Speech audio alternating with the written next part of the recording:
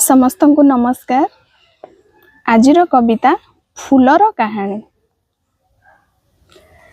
फूलटीए जेबे फुटे चतुर्दिगे भरी जाए महक, सबुज तरुडाले फूल को देखिले लागे प्रकृतिर ए केमितिका कुहुक। केते कोमल आउ निरीह ए फूल, केते कोमल आउ निरीह ए फूल, सकाळर किरण रे खिली खिली हसु थाए किए अबा देवतार मूल।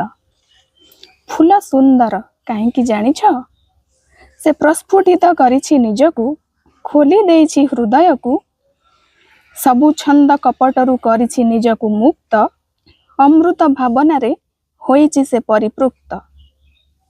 फूल सुंदर ता अंत सौंदर्य पाई, ता निर्मल भावना पाई, संचित मधु को भी खाद्य रूपे बांटी दिए जगत कल्याण पाई।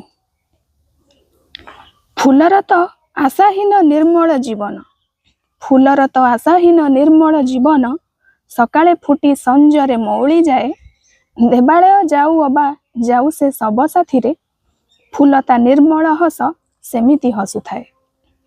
आमे कौन केबे फूल परी हेई परिबानी, आमे कौन केबे फूल परी हेई परिबानी, ताठू सरल निष्कपट गुण शिखी पारिबानी।